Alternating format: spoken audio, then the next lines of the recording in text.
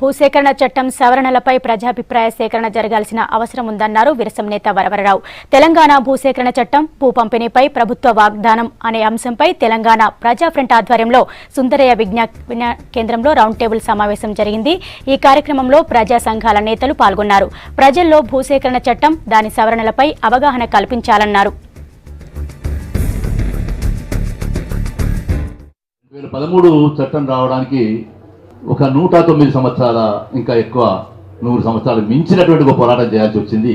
కానీ రాజ్యాంగంలో 5వ అధికరణ 6వ అధికరణ రావడం కోసం ఆదివాసులు ఈ దేశంలో ఇంకా ఎక్కువ 150, 170 దాదాపు 200 సంవత్సరాల పోరాటం చేశారు. మామూలు విషయం కాదు ఇది.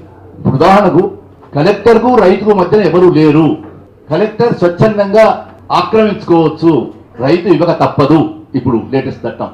భూమి అదే దళిత కుటుంబానికి మహిళ పేరు మీద పట్టా ఇస్తానన్నది ఆమె చెప్పింది 9,000 ఎకరాల గురించి.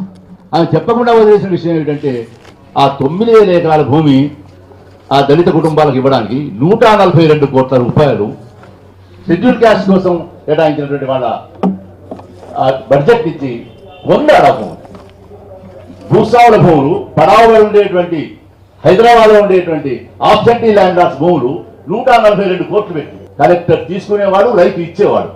ఇంకా మధ్య ఎవరూ లేననేటువంటి చట్టం, ఇంత దుర్మార్గమైన చట్టం ఏదైతే వచ్చిందో, వాళ్ళు ఎన్ని లొసుగులు అయితే ఉన్నాయో తప్పకుండా ఆ లొసుగులు